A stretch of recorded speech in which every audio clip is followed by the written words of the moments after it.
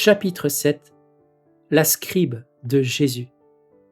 Au cours des années qui ont précédé le déclenchement de la Première Guerre mondiale, dans la petite maison de la Via Nazario Saoro que la famille avait pu louer grâce au dur labeur de ses parents, Luisa Picaretta suivait tranquillement sa routine, laissant le Saint-Esprit diriger ses pensées, ses paroles et ses actions dans une obscurité presque totale. De temps en temps, Luisa faisait à Jésus le don de son néant. Je dis à mon doux Jésus, je ne sais rien faire et je n'ai rien à te donner. Néanmoins, je veux te donner mon néant. J'unis mon néant au tout de ce que tu es, et je te demande des âmes. Avec des cris incessants, les battements de mon cœur te demandent des âmes. Le mouvement de mes bras, la circulation de mon sang, le clignement de mes yeux, le mouvement de mes lèvres te demandent des âmes. De plus, je demande cela en union avec toi, avec ton amour et ta volonté, afin que tous puissent entendre en toi mon cri incessant qui toujours demande des âmes. Pendant que je disais cela et bien d'autres choses, mon Jésus se manifesta en moi et me dit : « Ma fille, comme elles me sont douces et agréables les prières des âmes qui me connaissent vraiment. Je vois en elles ma vie cachée de Nazareth, répétée sans théâtre extérieur, sans personne autour, sans bruit de cloche. J'ai vécu si totalement seul et négligé que l'on me connaissait à peine. Mais je m'élevais entre le ciel et la terre, et je demandais des âmes. De plus, pas un souffle, ni un battement de cœur ne m'échappait sans que je demande des âmes. Et en faisant cela, ma voix résonnait dans le ciel et attirait l'amour de mon Père pour me donner des âmes. En vérité, ma voix se répercutait dans les cœurs et criait avec force : « Des âmes !» Combien de merveilles j'ai opérées dans ma vie cachée. Elles ne sont connues que par mon Père dans le ciel et ma mère sur la terre. C'est pourquoi, âme cachée, prie intimement avec moi. Si ta voix n'est pas entendue sur terre, tes prières, telles des cloches, résonnent en haut, appelant le ciel tout entier à s'unir avec toi pour faire descendre la miséricorde sur la terre. Ainsi, sans résonner dans les oreilles et les cœurs des créatures, tes prières disposent les âmes à revenir vers moi. Par obéissance envers son neveu confesseur, Don Gennaro de Gennaro, Luisa a tenu le registre de ses expériences surnaturelles. Entrant dans la divine volonté, Luisa voyageait avec Jésus à travers le temps et l'espace, intercédant ici pour une tentative de suicide à Corato, assistant l'instant d'après au carnage de la guerre des Boxers en Chine, ou priant pour empêcher le vote de la loi sur le divorce en Italie.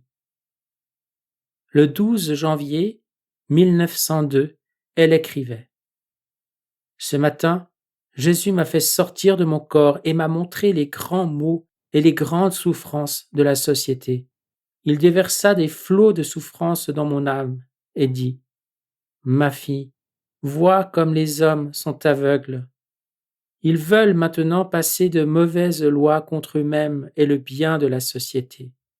C'est pourquoi, ma fille, je te demande de souffrir à nouveau, afin qu'en t'offrant avec moi à la justice divine, nous puissions obtenir la lumière et la force dont les adversaires du divorce ont besoin pour vaincre. Ma fille, je permets les guerres et les révolutions pour que le sang de nouveaux martyrs puisse purifier le monde. Mais cette loi brutale m'offense, moi et mon Église. Elle est intolérable. » 6 semaines plus tard, Luisa demandait au Seigneur : « Seigneur, cette loi sur le divorce qu'ils sont encore en train de discuter, est-il certain qu'ils ne vont pas la confirmer ? » Et Jésus lui répondit : Pour l'instant, c'est certain. Mais dans 5, 10 ou 15 ans, alors que tu seras peut-être encore une victime, ou que tu auras été rappelé au ciel, il se peut qu'il la vote. Si seulement tu connaissais la colère des démons et de ceux qui veulent cette loi, ils étaient certains qu'ils l'obtiendraient. Leur colère est si grande que s'ils le pouvaient, ils détruiraient toute autorité et commettraient partout la violence. Pour atténuer cette colère et cette violence, ne veux-tu pas t'exposer pour un temps à leur furie? Oui, répondit Louisa, pour autant que tu viennes avec moi. Et nous sommes allés dans un endroit rempli de démons et de gens furieux. Dès qu'ils me virent, ils se précipitèrent sur moi comme une meute de loups. Certains me frappaient, d'autres me lacéraient les chairs en essayant de me mettre en pièces. Mais ils n'étaient pas assez forts. J'ai beaucoup souffert, mais je n'ai pas eu peur car Jésus était avec moi. En certaines occasions, Jésus permettait à Louisa de voir les conséquences des attaques contre l'Église dans différents pays. Ma fille, lui dit-il le 7 avril 1903, les socialistes ont réussi à frapper au sein de l'Église. En France, ils l'ont fait publiquement, en Italie de façon plus secrète. Ma justice cherche une occasion d'envoyer des châtiments. Souvent, Jésus montrait à Louisa les châtiments attirés sur l'humanité par le rejet de Dieu. Le 19 avril 1906, elle écrivait « Je me trouvais hors de mon corps. Je ne voyais que du feu. Il me semblait que la terre s'était ouverte et menaçait d'engloutir villes, montagnes et populations. On aurait dit que le Seigneur voulait détruire la terre. Je pouvais voir 3 endroits différents, éloignés les uns des autres. L'un d'eux était en Italie. Il y avait 3 points semblables à des bouches volcaniques. Le feu qui en sortait anéantissait les villes avoisinantes. En d'autres endroits, la terre s'entr'ouvrait. Il y avait de terribles tremblements de terre. La principale raison de tout cela est le péché. L'homme ne veut pas se soumettre. Il se retourne contre Dieu, et Dieu lui-même arme les éléments, l'eau, le feu, le vent et les autres choses contre l'humanité, ce qui entraîne des morts innombrables. Comme les rapports de grève et de violence au travail se multipliaient, Louisa pria Jésus d'intervenir et d'amener la paix entre les riches et les pauvres. Mais Jésus répliqua « Ma fille, il n'y a pas d'ordre sans soumission. Les riches se sont séparés de Dieu et le peuple se rebelle contre Dieu, contre les riches et contre tout le monde. Le plateau de la balance de ma justice est rempli et je ne peux plus le contenir. » Il m'a semblé voir des gens qui se rebellaient et intensifiaient leur guerre contre les riches. Plein d'amertume, Jésus dit « C'est moi qui ai donné la liberté aux pauvres. Je suis fatigué des riches. Ils ont tant gaspillé.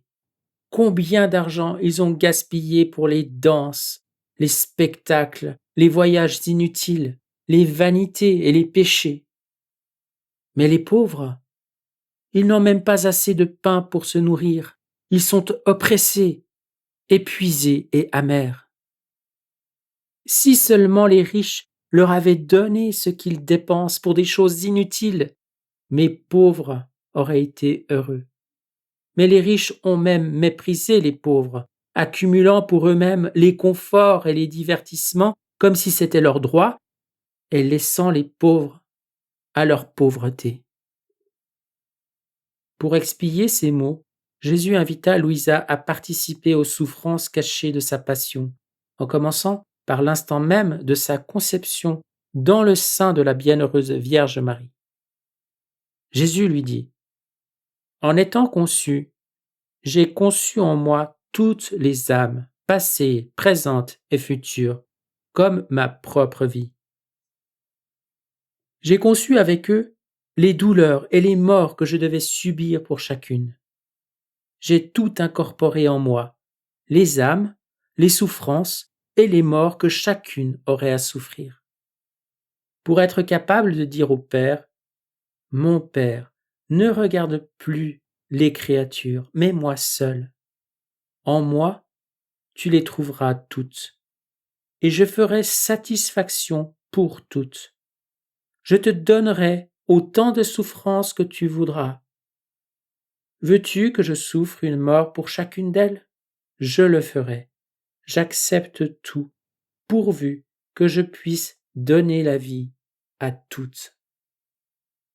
Seule une volonté divine pouvait me faire souffrir autant de morts et de douleurs.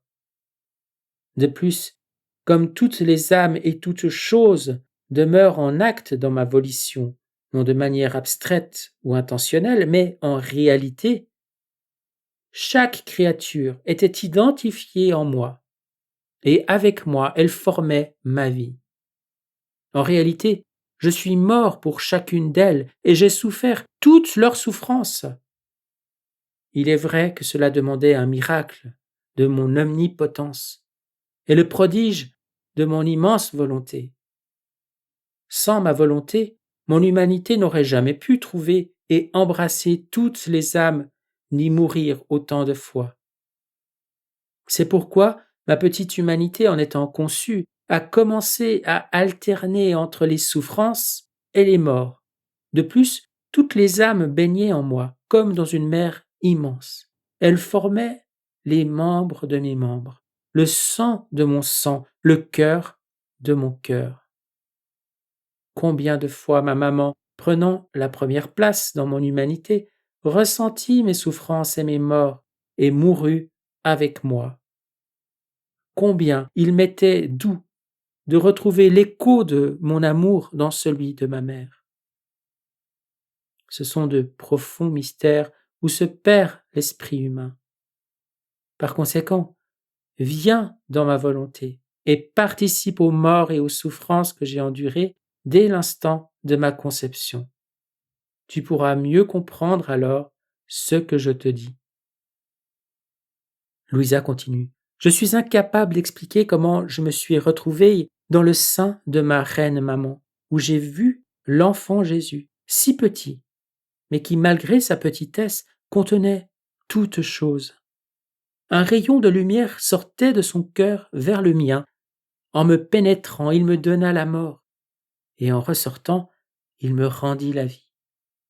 Chaque touche de cette lumière produisait une vive douleur qui me donnait l'impression de me dissoudre et de mourir vraiment. Puis, par cette même touche, je me sentais revivre. Afin de prouver son amour pour lui, Jésus demanda à Louisa de souffrir pour les âmes du purgatoire.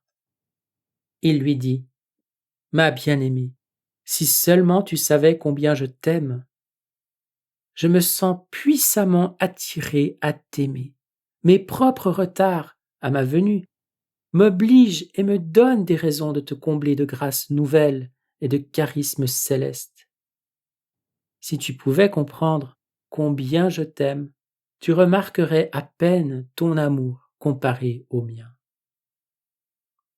Et moi, dit Louisa, mon doux Jésus, ce que tu dis est vrai, mais je sens moi aussi que je t'aime beaucoup. Et si tu dis que mon amour en comparaison du tien se remarque à peine, c'est parce que ta puissance est sans limite et que la mienne est limitée. Par conséquent, je ne peux faire plus que ce que tu m'as donné. C'est si vrai que, lorsque je veux souffrir pour te prouver mon amour, je ne peux le faire que si tu me concèdes les souffrances.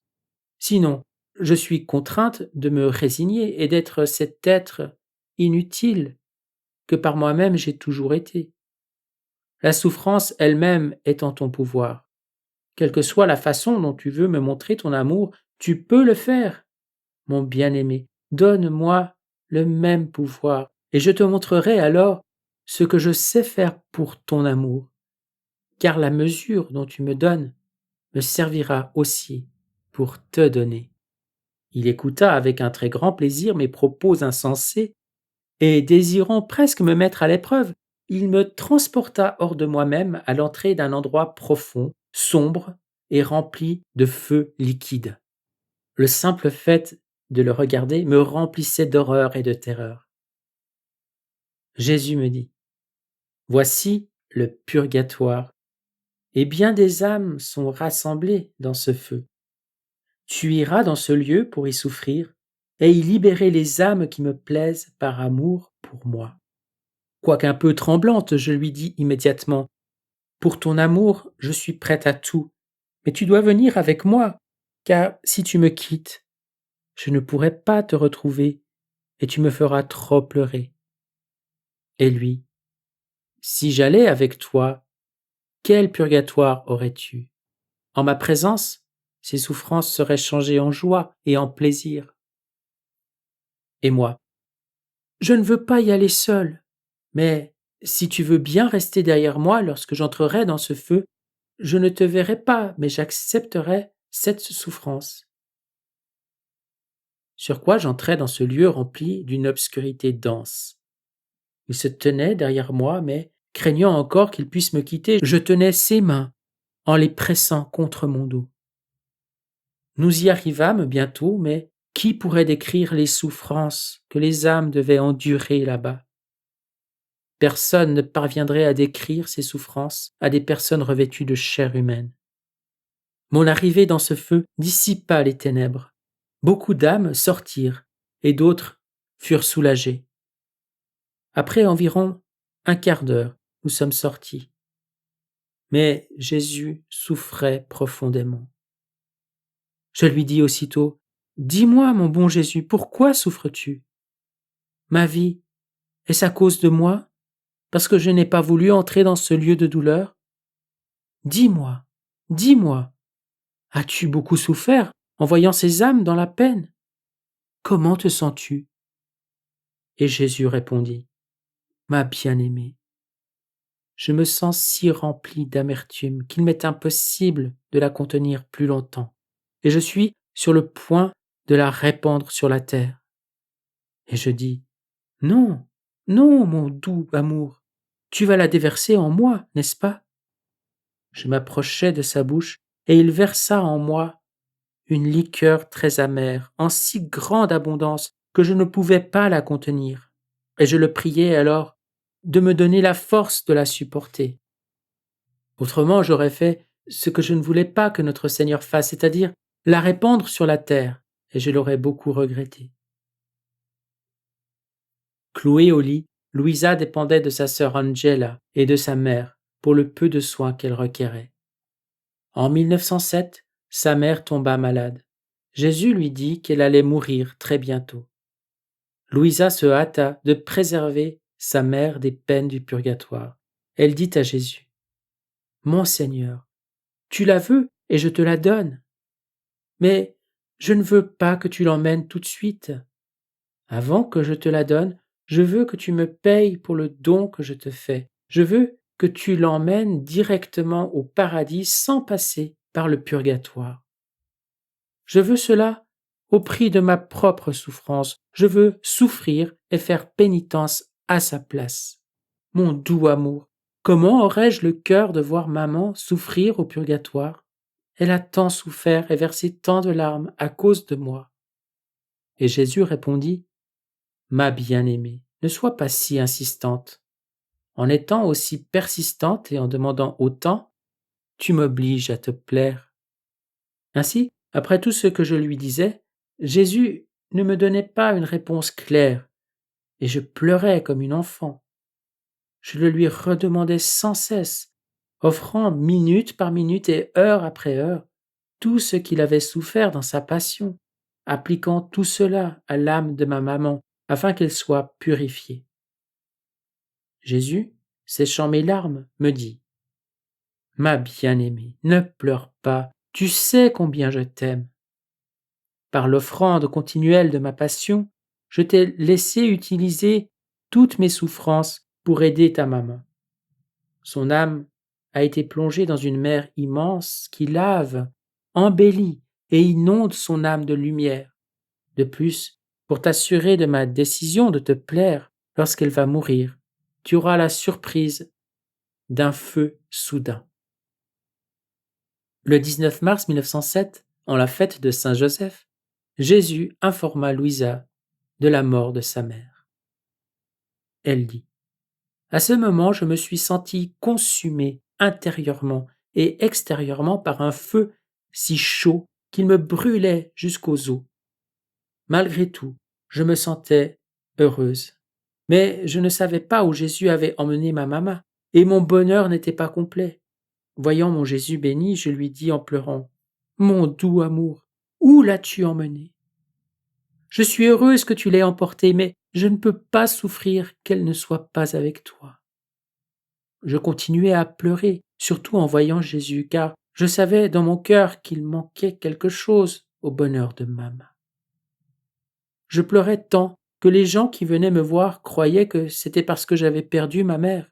Ils étaient presque scandalisés en pensant que je ne me conformais pas à la volonté de Dieu, alors que pendant tout ce temps, j'y nageais comme un poisson. Après plusieurs jours, mon Jésus vint me dire : ma fille, réjouis-toi, je veux te montrer où est ta mère. Puisqu'avant et après que je la prenne, tu m'as continuellement offert pour elle tout ce que j'ai souffert dans ma vie. Elle participe maintenant à tout ce que mon humanité a fait et aimé. Ma divinité lui est encore cachée, mais elle lui sera bientôt révélée. Le feu dont tu as souffert et tes prières ont libéré ta mère de la douleur des sens. Tu as satisfait ma justice. À ce moment, j'ai semblé voir ma mère dans un paradis de joie rempli des paroles, des pensées et des actions de la très sainte humanité de Jésus. J'ai compris que la sainte humanité de Jésus est un second paradis pour les bienheureux et que chacun doit entrer dans le paradis de la divinité du Christ par le paradis de son humanité. J'ai compris que ma mère avait reçu un grand privilège en étant préservée du purgatoire des sens. Je savais également très bien qu'elle éprouvait des joies sans chagrin, mais son bonheur n'était pas encore complet. J'ai donc continué à souffrir durant 12 jours si durement que j'étais sur le point de mourir. 10 jours seulement après la mort de la mère de Louisa, Nicolas Picaretta tomba gravement malade. Averti par Jésus qu'il allait mourir bientôt, Louisa pria de nouveau Jésus de lui épargner le purgatoire et de souffrir à sa place.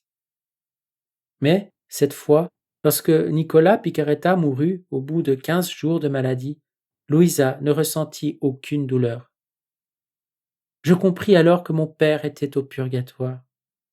J'ai prié et prié, mais Jésus ne m'est apparu que fugitivement. 2 jours plus tard, j'ai vu mon bien-aimé Jésus et je l'ai interrogé à propos de mon père. Je sentis la présence de mon père derrière Jésus. Papa éclata en sanglots, implorant mon aide. J'ai ressenti une douleur persistante dans mon âme et j'ai prié et prié. Au bout de 7 jours, je me trouvais hors de mon corps et j'entrais dans une église. Je pouvais voir que les âmes souffrantes étaient continuellement consolées par les prières et les messes célébrées là, et encore plus par la présence réelle de Jésus dans le Saint-Sacrement. Dès que j'eus demandé à notre Seigneur de laisser mon Père compléter son purgatoire dans cette église, j'ai vu Jésus placer mon Père près du tabernacle, et la douleur dans mon cœur a disparu.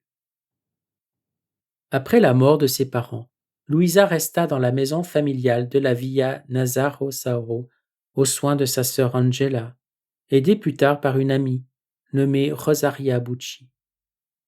La mort de ses parents ne modifia en rien sa tranquille routine, mais, en décembre de l'année suivante, un désastre naturel annonça une phase nouvelle dans la vie et la mission de Louisa.